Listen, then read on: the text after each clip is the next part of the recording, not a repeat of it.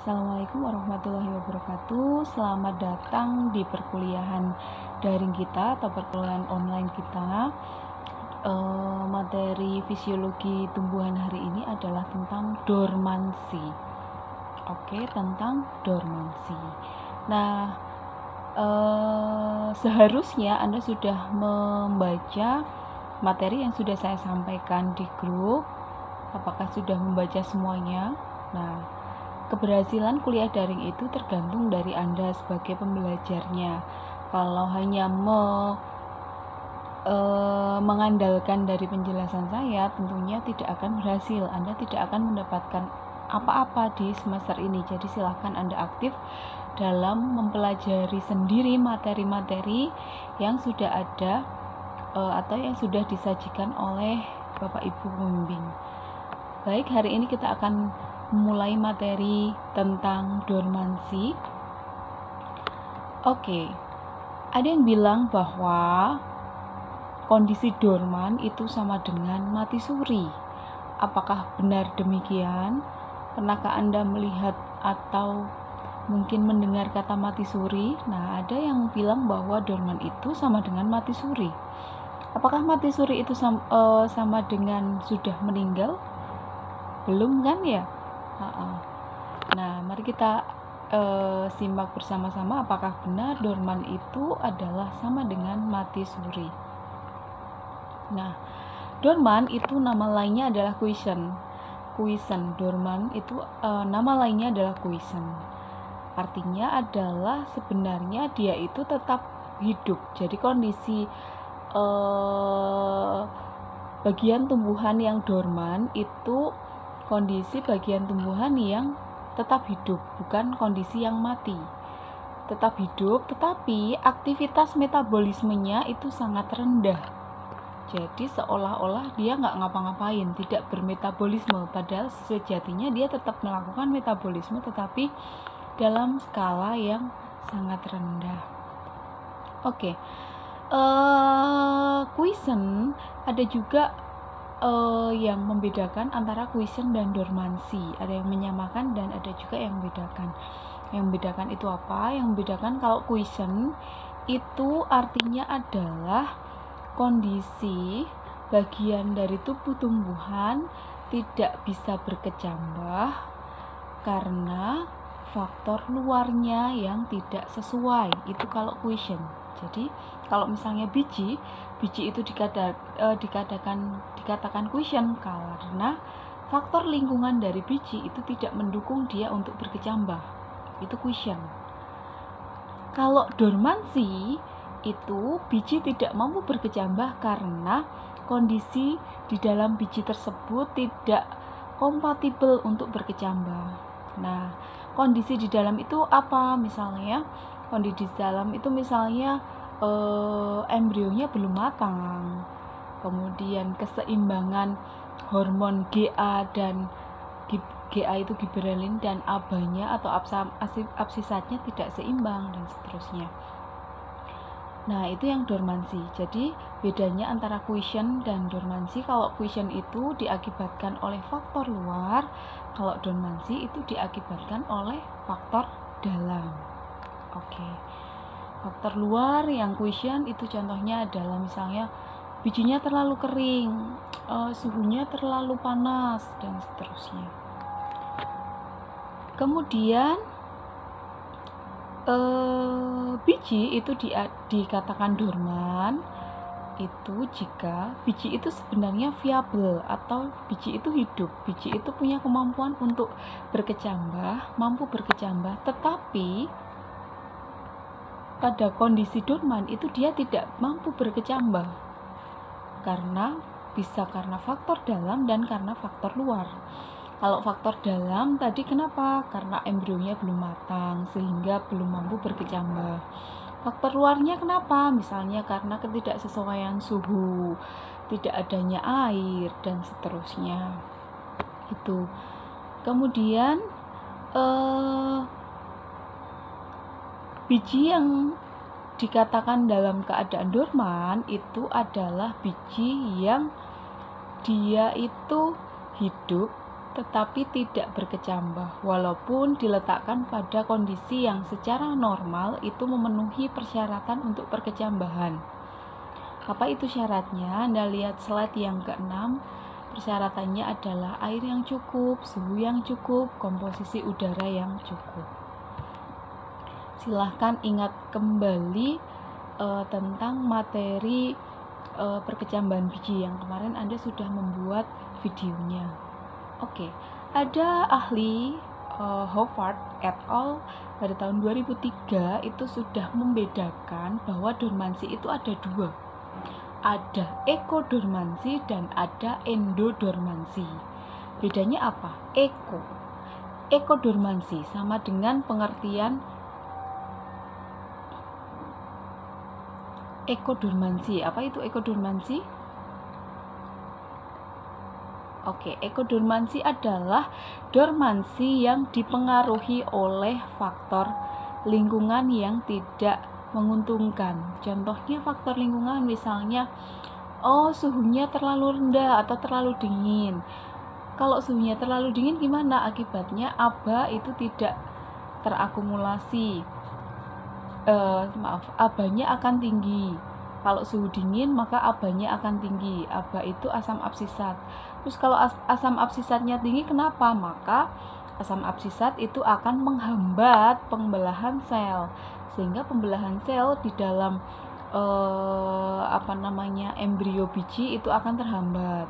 Terus apa akibatnya? Akibatnya adalah pertumbuhan dan perkembangannya juga terhambat. Itu yang ekodormansi. Selanjutnya yang endodormansi. Endodormansi itu adalah dormansi yang dipengaruhi oleh atau diakibatkan oleh faktor internal. Endodormansi itu biasanya terjadi pada umbi, pada biji yang telah dipanen. Nah, kalau Anda perhatikan ketika Pak Tani atau Bu Tani itu memanen biji atau umbi setelah dipanen, apakah dia kemudian langsung tumbuh kembali atau dia berkecambah? Tentu tidak. Nah, kondisi habis dipanen kemudian dia tidak tumbuh tunas ketika itu umbi atau tidak berkecambah ketika itu biji, itu disebut sebagai kondisi dia dorman. Nah, dormansi ini jenisnya adalah endodormansi. Jadi karena faktor dalam.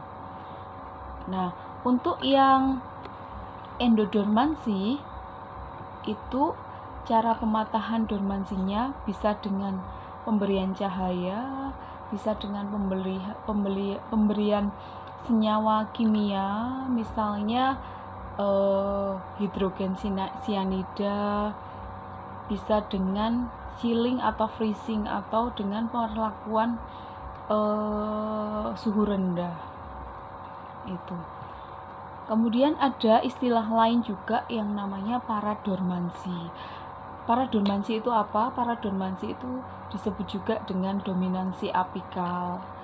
Nah, dominansi apikal itu nanti akan lebih banyak dibahas ketika kita membahas tentang hormon auksin. Karena peran hormon auksin itu salah satunya adalah berperan dalam dominansi apikal. Dominansi apikal berarti ujungnya itu tumbuh terus. Nah, dormansi yang dikendalikan paradormansi itu merupakan dormansi yang dikendalikan oleh tumbuhan yang tidak sedang, bagian tumbuhan yang tidak sedang dorman. Contohnya adalah ketika ada dormansi kuncup, maka dormansi kuncup itu yang mengendalikan adalah daun di dekat kuncup itu paradormansi.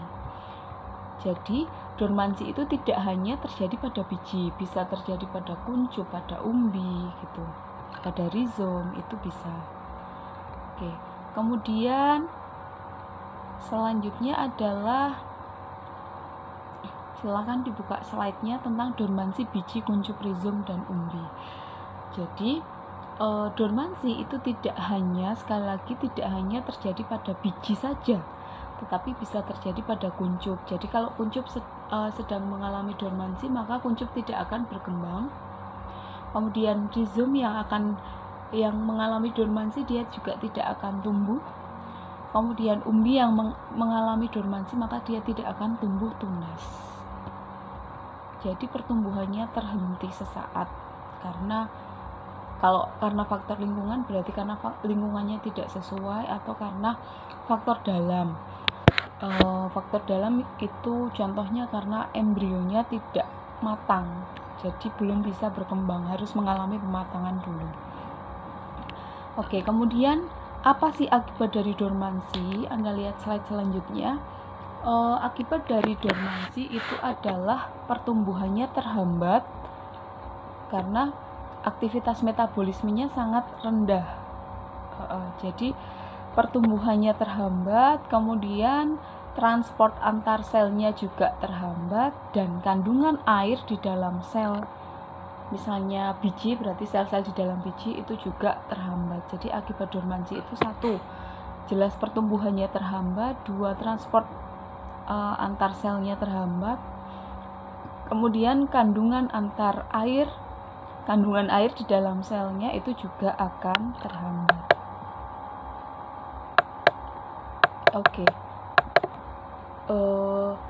Kemudian mungkin Anda bertanya-tanya, oh itu akibat dari dormansi, berarti dormansi itu merugikan dong? Tidak selalu dormansi itu merugikan, tergantung dari kita melihatnya itu dalam posisi apa. Dormansi ini mempunyai banyak keuntungan juga. Bayangkan kalau tidak ada dormansi, itu artinya ketika Pak Tani memanen padi, misalnya padi dipanen, kalau tidak ada dormansi berarti dia langsung akan tumbuh menjadi kecambah, tumbuh menjadi benih. Nah, berarti nggak akan ada penggilingan padi, nggak akan ada beras, nggak akan ada nasi yang Anda makan. Nah, itu salah satu keuntungan dari dormansi. Jadi dormansi itu bisa menjadikan keuntungan. Keuntungannya adalah kita bisa membuat biji itu atau umbi itu bisa bertahan untuk bisa kita nikmati sebelum dia berkecambah. Selain itu kita juga bisa membuat bank benih atau creation of seed bank. Jadi kita bisa mengumpulkan benih-benih yang unggul, biji-biji yang unggul atau umbi-umbi yang unggul untuk nanti bisa dikecambahkan, untuk nanti bisa ditumbuhkan lagi, bisa dipilih bibit-bibit yang unggul. Kemudian selain itu kita juga bisa menikmati biji itu, menikmati umbi itu sebelum dia itu tumbuh menjadi tanaman baru. Seperti tadi ilustrasinya, bayangkan kalau setiap umbi, setiap biji yang habis dipanen itu segera tumbuh, apa yang akan terjadi? Maka kita tidak akan menikmati yang namanya ketela goreng, nggak akan menikmati yang namanya pohon goreng, karena habis dipanen langsung tumbuh lagi. Nggak akan menikmati beras. Kenapa kok begitu? Nggak akan menikmati nasi. Kenapa kok begitu? Karena gabah padi yang dipanen Pak Tani akan segera tumbuh. Nah, itu manfaat dari dormansi. Makanya setelah padi dipanen itu nggak langsung berkecambah. Dia dorman dulu. Kondisi dia sebelum berkecambah itu dia mengalami dormansi. Ketika dijemur dia nggak kemudian tumbuh, kemudian disimpan, kemudian digiling, dia nggak tumbuh. Nah, itu namanya dormansi. Biji padi tadi mengalami dormansi. Kemudian sekarang, apa sih tanda-tandanya benih mengalami dormansi? Nah, tanda-tandanya bahwa suatu bagian tumbuhan itu mengalami dormansi adalah 1, rendahnya atau tidak adanya imbibisi air atau masuknya air ke dalam bagian tumbuhan yang mengalami dormansi tadi. Kemudian yang kedua itu rendahnya respirasi atau terhambatnya respirasi. Yang ketiga, rendahnya proses mobilisasi cadangan makanan. Jadi cadangan makanan yang ada di dalam biji atau di dalam umbi itu tidak kemudian berpindah tempat karena mobilisasinya rendah. Kemudian yang terakhir adalah rendahnya proses metabolisme cadangan makanan. Jadi ketika dorman itu hormon yang ada di dalamnya itu rendah, sehingga hormon itu tidak akan bisa mengaktifkan metabolismenya, termasuk enzim-enzimnya juga tidak aktif, berada dalam kondisi yang inaktif. Oke. Selanjutnya terdapat 3 fase yang dialami oleh bagian tumbuhan selama dia itu mengalami dormansi. Sebut saja ini adalah biji. Jadi terdapat 3 fase selama dormansi biji. Apa itu? Yang pertama adalah fase induksi. Fase induksi dormansi. Apa itu fase induksi dormansi? Fase induksi dormansi itu ya fase awal dari dormansi. Apa itu tandanya? Tandanya adalah terjadinya penurunan jumlah hormon. Jadi fase awal dormansi itu ditandai dengan penurunan jumlah hormon. Setelah fase induksi, maka fase yang kedua adalah fase namanya a period of partial metabolic rest. Artinya fase tertundanya metabolisme. Jadi metabolisme itu tertunda. Yang ketiga adalah fase bertahannya embrio untuk berkecambah karena faktor lingkungan tidak mendukung. Jadi walaupun embrionya itu sudah matang, misalnya sudah mature, tapi dia akan tertahan, tidak akan berkembang karena lingkungan luarnya itu tidak mendukung dia untuk berkembang. Nah, itu tadi 3 fase selama terjadi dormansi biji. Kemudian ada 2 istilah, recalcitrant seed dan vivipary seed. Jadi ada biji recalcitrant dan ada biji vivipary. Apa bedanya? Kalau biji recalcitrant itu biji yang tidak memasuki fase dormansi, karena dia itu segera mampu untuk berkecambah. Jadi biji yang tidak akan tahan lama untuk disimpan. Setelah dipanen dia akan segera masuk ke perkecambahan. Jadi dia tidak masuk ke fase dormansi. Coba nanti Anda cari jenis biji apa sih yang enggak tahan disimpan, dia akan segera berkecambah setelah dipanen. Itu namanya biji recalcitrant. Yang kedua ada biji vivipary. Biji vivipary. Biji vivipary itu apa? Biji vivipary itu adalah jadi embrionya di dalam vivipary, embrio itu akan terus menerus tumbuh selama perkembangan biji pada tanaman induk. Jadi ketika biji vivipary misalnya di jagung, jadi sebelum jagung itu dipanen, jagung itu biji jagungnya itu sudah berkecambah di tanaman induknya sebelum jagung itu dipanen. Itu namanya biji vivipary. Kenapa kok begitu? Karena embrionya itu harusnya dia dorman, tetapi dia akan tumbuh terus. Jadi sebelum dipanen, bijinya sudah berkecambah dulu di dalam tumbuhan induknya. Apa sih yang menyebabkan biji vivipary? Yang menyebabkan biji vivipary bahwa dia sebelum dipanen kok sudah berkecambah dulu, sebabnya adalah kadar ABA atau hormon asam absisat. Hormon ABA-nya itu kandungannya, kadarnya sangat rendah. Jadi tumbuhan tersebut sensitif sekali terhadap ABA yang rendah.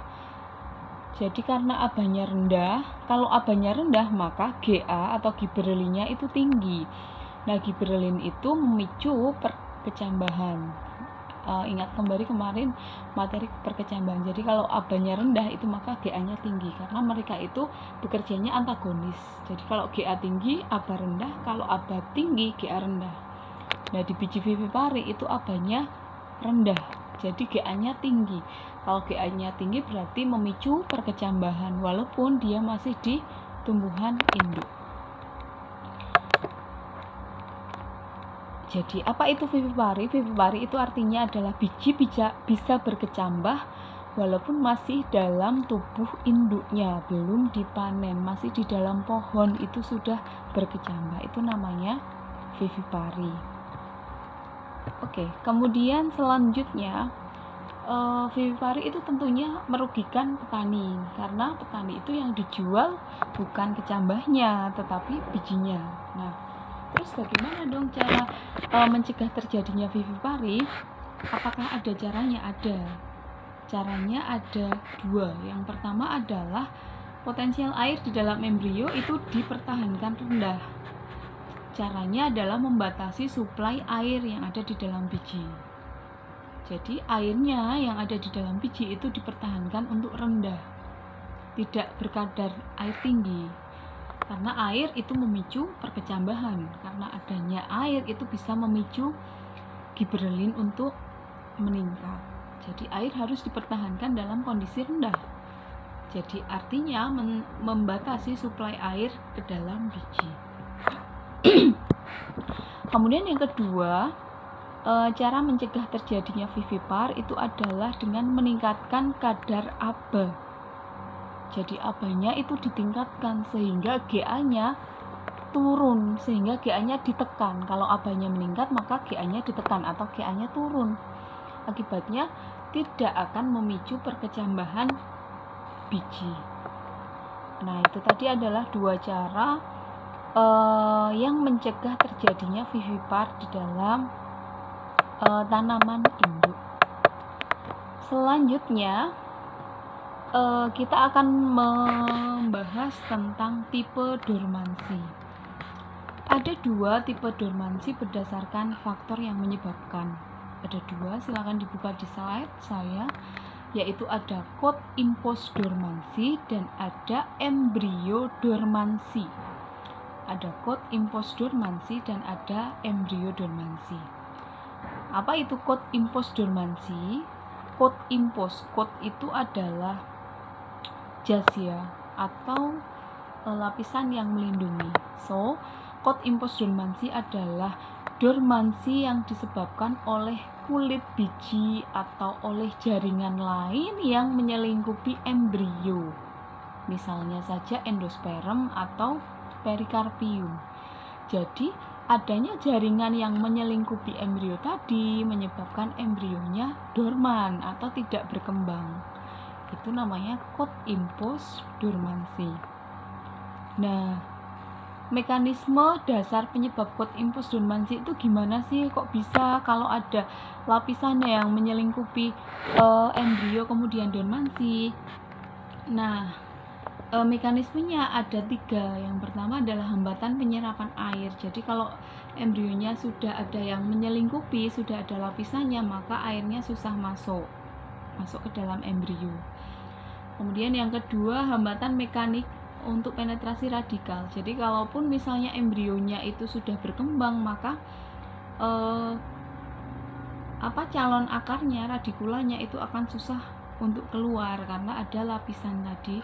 Kemudian yang ketiga, dengan adanya lapisan yang menyelingkupi embrio tadi akan mempengaruhi pertukaran gas.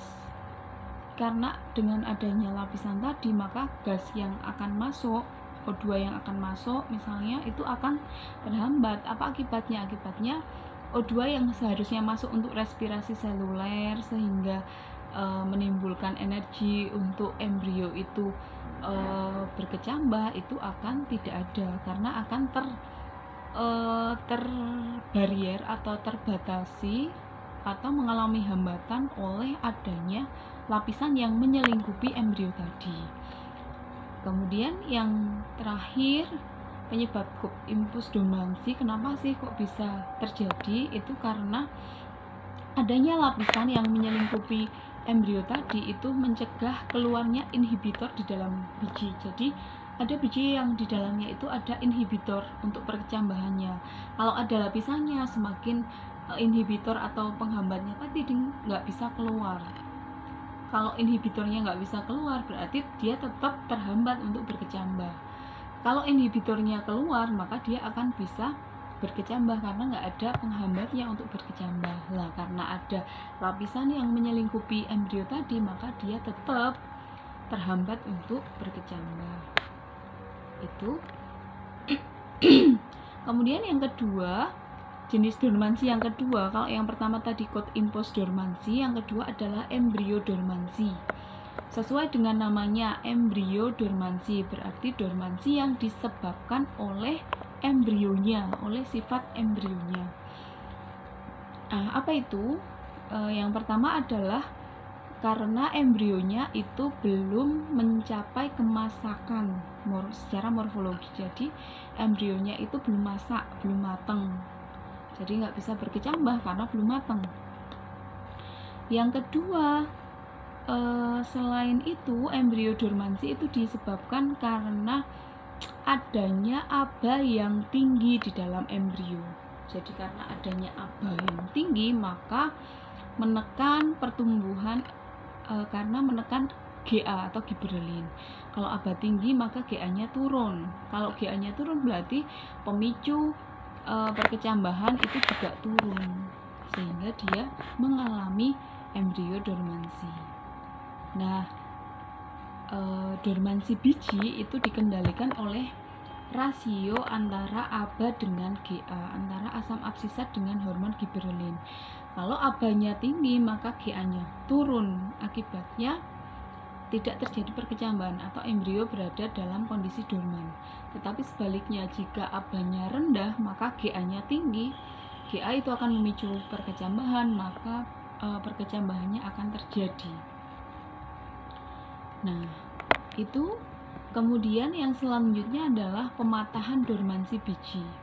Dormansi itu bisa dipatahkan. Jadi misalnya kita mau membuat biji itu berkecambah, padahal dia dalam kondisi yang dorman, dalam kondisi yang belum berkecambah, maka kita bisa mematahkan dormansi itu sehingga si biji itu bisa berkecambah. Nah, pertanyaannya bagaimana cara pematahan dormansi? Tergantung dari jenis dormansinya. Yang pertama tadi jenis dormansinya itu adalah cold imposed dormansi. Nah, untuk yang cold imposed dormansi, maka pematahannya adalah dengan 3 cara. Jadi kalau cold imposed dormansi itu salah satu akibatnya adalah karena kulit bijinya itu impermeable terhadap masuknya air. Jadi kulit bijinya itu menghambat masuknya air ke dalam biji. Jadi kalau air nggak bisa masuk ke dalam biji berarti nggak ada imbibisi, nggak ada pengaktifan enzim, pengaktifan giberelin dan enzim-enzim hidrolitik untuk perkecambahan. Nah, cold imposed dormansi itu yang sering kita jumpai adalah karena kulit bijinya itu keras. Contohnya di kulit biji asem, kulit biji saga. Nah, itu kulit bijinya sangat keras sehingga untuk mematahkan dormansi ini maka kulit bijinya harus dihilangkan dulu. Nah, metode pematahan cold imposed dormansi itu ada 3. Yang pertama ada mechanical scarification, yang kedua chemical scarification, yang ketiga secara alami. Nah, cara yang pertama yaitu mechanical scarification. Mekanik berarti dia digosok manual. Misalnya ada biji. Oke, misalnya ini ada biji. Nah, mechanical scarification adalah lapisannya itu digosok dengan material abrasif, misalnya dengan amplas bangunan.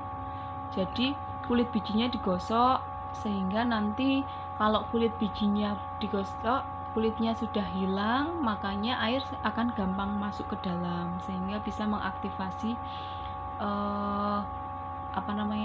perkecambahan biji. Selain digosok juga bisa dikerik, kulitnya bisa dikerik dengan pisau atau digores dengan pisau atau benda tajam, itu bisa. Kemudian cara yang kedua untuk mematahkan dormansi dari tipe cold imposed dormansi adalah dengan chemical scarification. Namanya saja chemical, berarti dengan cairan-cairan kimia. Jadi misalnya dengan H2SO4, jadi bijinya, misalnya biji saga atau biji asam itu dimasukkan, direndam pakai senyawa kimia misalnya H2SO4 pekat atau pelarut lainnya, sehingga dengan H2SO4 ini nanti akan mengikis lapisan luar dari biji tadi, sehingga kalau sudah direndam H2SO4 kemudian nanti direndam beberapa menit gitu, kemudian dicuci lagi, kemudian dikecambahkan, maka air itu akan bisa masuk ke dalam biji yang tadinya tidak bisa masuk karena kulit bijinya keras misalnya. Nah, kulit bijinya tadi bisa dihilangkan dengan perendaman dengan cairan kimia tadi, misalnya dengan H2SO4. Yang ini seharusnya kita praktikumkan di lab. Kemudian yang selain mekanik scarification, chemical scarification, yang terakhir adalah secara alami. Secara alami ini bisa dilakukan oleh mikroorganisme. Caranya bagaimana? Caranya adalah mikroorganisme ini akan beraktivitas, akan menghilangkan lapisan yang menyelimuti embrio tadi di saluran pencernaan burung. Jadi burung itu kan biasanya makan biji. Nah, bijinya itu bisa lapisan luarnya itu bisa dihilangkan dengan aktivitas mikroorganisme pada kondisi asam di dalam saluran pencernaan burung tersebut. Itu pematahan coat impose dormancy.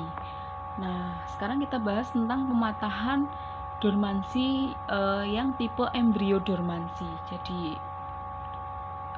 dia dorman karena embrionya tadi belum masak, atau karena kandungan GA-nya tadi sangat rendah, AB-nya sangat tinggi, itu termasuk embrio dormancy. Nah, cara pematahan embrio dormancy itu ada 3. Yang pertama ada after ripening, kemudian yang kedua ada stratification atau pre-sealing, kemudian ada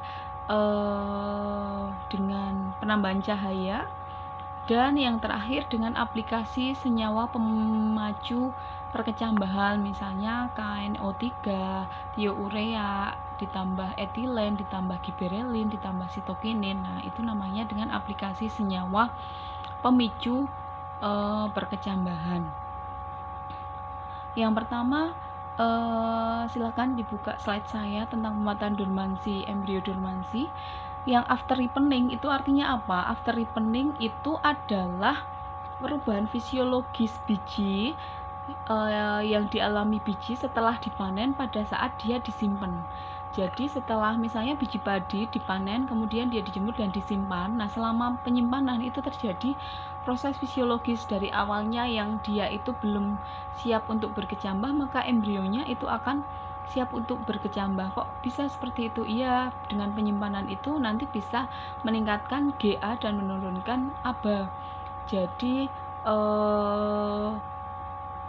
akibatnya adalah setelah disimpan itu bijinya akan lebih kompatibel, lebih bisa lagi, lebih mampu lagi untuk berkecambah dengan penyimpanan setelah dipanen. Nah, itu namanya after ripening. Coba Anda lihat kalau para petani membuat benih biji, membenihkan padi itu, maka dia akan setelah dipanen dia akan menjemur dulu, kadang disimpan dulu, baru itu akan dibenihkan. Kemudian pematahan dormancy, embrio dormancy setelah after ripening adalah stratification atau pre-chilling. Stratification itu adalah perendaman dengan air hangat atau air panas. Jadi direndam tidak lama, direndam selama beberapa saat sehingga akan memicu perkecambahan. Selain itu, embrio dormancy bisa dipatahkan dengan perlakuan pemberian cahaya dan dengan aplikasi senyawa pemicu perkecambahan tadi, misalnya KNO3, thiourea, etilen, giberelin, sitokinin, seperti itu. Nah, kemudian terdapat ada 4 macam faktor yang menyebabkan dormansi biji. Yang pertama ada faktor fisiologis, yang kedua morfologis, ketiga fisik, yang keempat kemik atau kimia. Yang pertama fisiologis. Fisiologis itu dormansi yang diakibatkan oleh inhibitor yang ada di lapisan biji, sehingga menyebabkan hambatan masuknya oksigen. O2-nya nggak bisa masuk, jadi nggak ada respirasi seluler di dalamnya, jadi nggak ada perkecambahan. Itu fisiologis. Yang kedua, faktor penyebab dormansi yang kedua adalah faktor morfologis. Faktor morfologis ini berkaitan dengan embrio yang belum berkembang atau embrio yang belum matang. Kemudian yang ketiga adalah faktor fisik. Faktor fisik itu berkaitan dengan kulit biji yang keras. Jadi kalau ada kulit biji yang keras, maka dia akan susah untuk berkecambah karena air akan masuk itu susah karena kulit bijinya keras. Itu faktor fisik. Kemudian yang keempat penyebabnya adalah faktor kimia. Faktor kimia itu disebabkan oleh adanya senyawa penghambat perkecambahan baik pada embrio, endosperm atau kulit biji. Nah,